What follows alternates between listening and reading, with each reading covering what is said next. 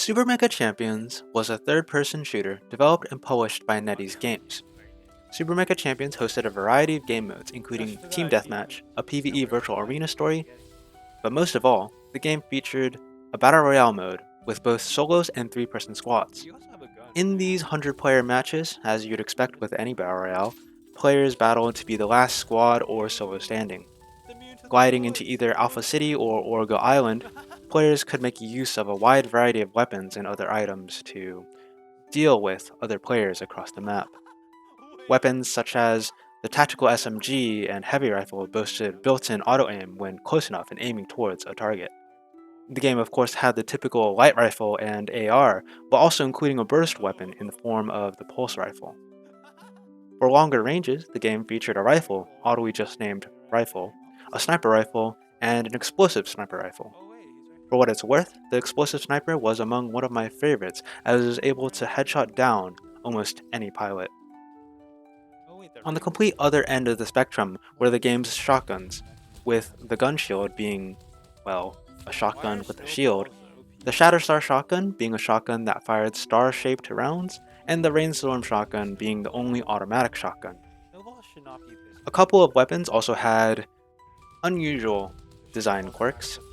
For example, there was a flamethrower shaped like a guitar, cryo guns that could shoot snowballs or spray an icy mist, a slow-firing Mediator MG, a Achilles rifle that provided its own shield, a laser gun that, well, shot lasers, and an exploder bot weapon that fired self-detonating and tracking tick-like robots. The final class of weapon were the anti-mech weapons. Well, there was also that default mini SMG that everyone spawns with, but that one doesn't really count, right? For these anti-mech weapons, there's the single-shot homing missile launcher, a chargeable ion cannon, a grenade launcher, a smart exploder weapon, a Hydra missile launcher, a sensor mine launcher, and a plasma missile launcher. In addition to weapons, Super Mecha Champions had a wide variety of other items that could increase your odds of survival on the battlefield. From standard bandages to mech repair kits and rechargers, to even trampolines, skateboards, deformed cars, guided missiles, and even basketball launchers, there were a plethora of items that not only benefited each pilot, but also had the potential to completely alter the way the game was played. Of course, as the name of the game implies, every pilot has a mech that had the potential to completely shift the tide of battle. With a few thousand durability points each, these humanoid mecha wielded massive weapons along with a secondary in the form of an ability, as well as a tactical movement ability.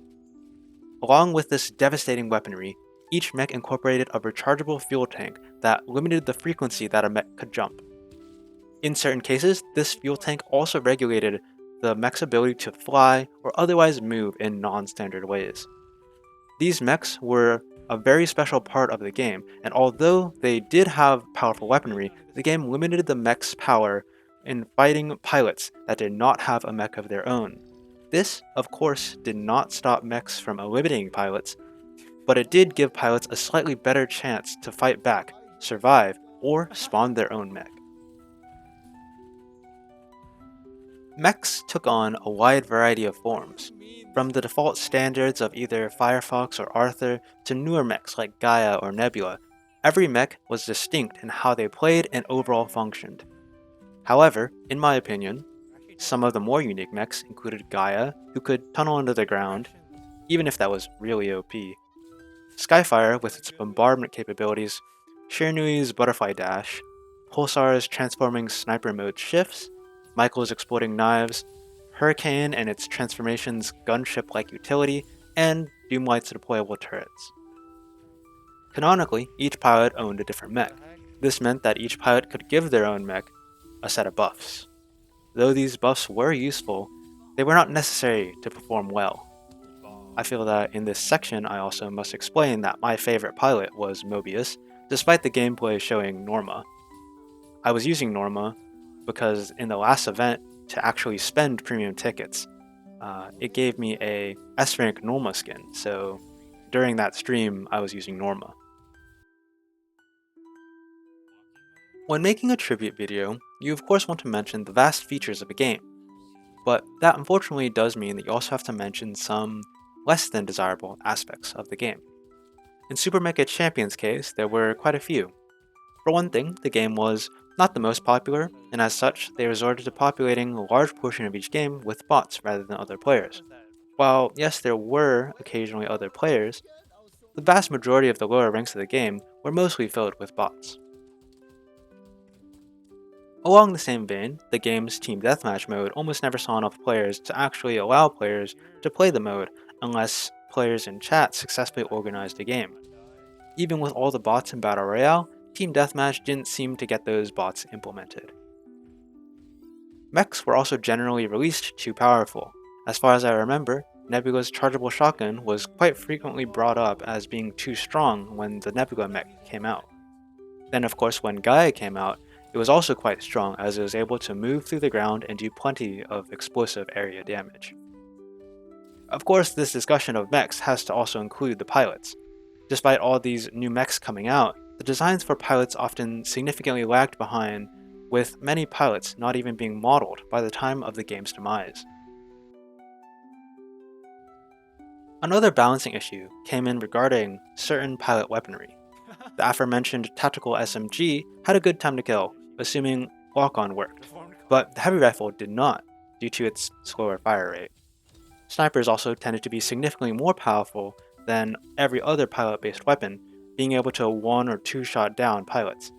And special weapon types, while cool in concept and appearance, often didn't do enough damage in a quick enough time to compete with other weapon types.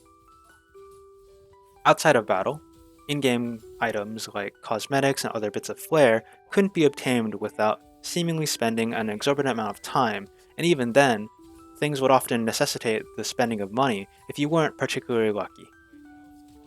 That being said, a large majority of the cosmetics were achieved through a gacha-type pooling system, where the pools to guarantee an item were set pretty high. Though there were quite a few pain points in the life of Super Mecha Champions, they never overtook the joy of piloting mechs and playing with two other friends. This mentality also transferred over to the game's PvE virtual arena story, at least for me. The story followed Riko as she went through different simulations as far as I remember, and although I do not recall the story particularly well, it didn't really affect the actual gameplay of the virtual arena. Virtual arena combat consisted of only mech combat against waves of enemies. Many of these enemies were not found anywhere else in the game, but the bosses at the end of each of the 3 chapters were slightly altered and much bigger standard mechs. Enemies would teleport into battle, after which they would engage the player in combat. More waves of enemies would spawn until the area was cleared and the player could move forward onto the next area. Once all areas were completed, the level was completed, and the player could choose to buy things if there was a shop terminal at the end of the level.